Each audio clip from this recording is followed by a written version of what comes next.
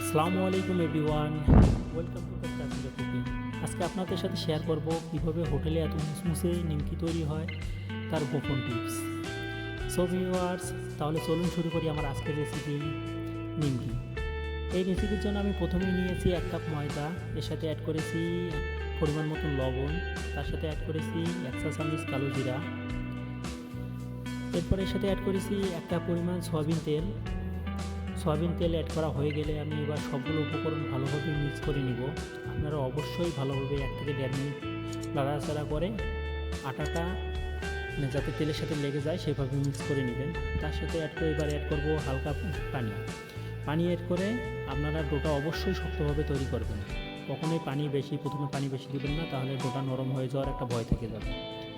হালকা একটু পানি দিয়ে আপনারা ডোটা তৈরি করুন এবং ডোটা শক্ত তৈরি করুন।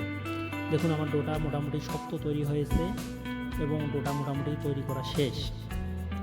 এবার আমি ডোটা 15 মিনিটের জন্য ঢেকে রেখে দেব যাতে আটাটা সফট হয়। 15 মিনিট পরে দেখুন আমার অবস্থা, আটাটা এত সুন্দর সফট হয়েছে। এবার আমি এটা আমার বেলার জন্য প্রস্তুত। মোটামুটি এটা আমি এখন যে আপনারা পিড়ায় বেলবেন, পিড়ায় বলেন টেবিলেই বলেন বেলবেন, সেখানে আপনারা অবশ্যই প্রথমে নিয়ে একটু ছোটো গোল করে নেবেন। গোল করে কাটা হয়ে গেলে এবার সবগুলো আপনারা বেলে নেবেন। আর বেলার ক্ষেত্রে অবশ্যই মনে রাখবেন যে যত পাতলা বেলতে পারবেন নিমকি তত মুচমুচে হবে। এবার আপনাদের আমি সম্পূর্ণরূপে বেলে দেখাইতেছি কীভাবে আপনারা বেলবেন। দেখুন আমার বেলার অবস্থা, চতুর্থ সাইড সমান করে যত পাতলা করে পারেন বেলবেন এবং বেলা শেষ হয়ে গেলে দেখুন আমার বেলা মোটামুটি আকারে শেষ হয়ে গেছে। তারপরও আপনারা পাতলা অবস্থা যতটুকু পারেন বড় করতেই থাকবেন, পাতলা করতেই থাকবেন যতক্ষণ সিরা একটা ভাব না আসে। পাতলা হয়ে গেলে আমি প্রথমে এই পাশ থেকে পাশে নিয়ে একটা হাতের স্পুনগুলোর সাহায্যে একটু জোর করে চাপ দিয়ে আটকিয়ে দেবেন। তারপরে আবার এ পাশে সেম দিয়ে আঙুলের সাথে জোরে চাপ দিয়ে আটকে দিয়ে আবার একটু ঘুরিয়ে নিয়ে আরেকটা চাপ দিবেন, আটকে যাবে। এটা আর ছোটার কোনো সম্ভাবনা নেই। এভাবেই আপনারা সবগুলো বেলে নেবেন। দেখুন সবগুলো বেলার পরে অবস্থা।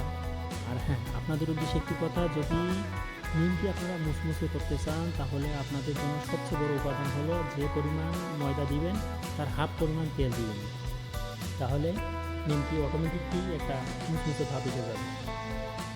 তারপরে আমি একটি পাত্রে তেল গরম দিয়েছি। তেলটা 40% গরম হওয়ার পরে তেলটা হালকা হিটে আমি নিমকিগুলো ভেজে নিয়েছি। নিমকি ভাজার ক্ষেত্রে অবশ্যই সতর্কতা অবলম্বন করবেন। কখনো হাই হিটে, ফুল হিটে বা বেশি হিটে আপনারা নিমকি ভাজবেন না। নিমকি হালকা হিটে ভেজে নেবেন, তাহলে নিমকিটা আপনার মুচমুচে হবে। এখন আমার নিমকি মোটামুটি একেবারে সম্পূর্ণরূপে তৈরি, পরিবেশনের জন্য রেডি। আর নিমকিটি এত মুচমুচে হয়েছে এবং এত সুস্বাদু হয়েছে, যদি আপনাদের খাওয়াতে পারতাম তাহলে আপনারা বুঝতে পারতেন আসলে নিমকির যে কী স্বাদ। সো ভিউয়ার্স, আমার ভিডিওটি যদি ভালো লেগে থাকে তাহলে অবশ্যই লাইক, কমেন্ট, সাবস্ক্রাইব করবেন। আর যদি ফেসবুক থেকে দেখে থাকেন তাহলে লাইক, কমেন্ট, শেয়ার এবং ফলো করার জন্য বিশেষ অনুরোধ রইল। আসসালামু আলাইকুম।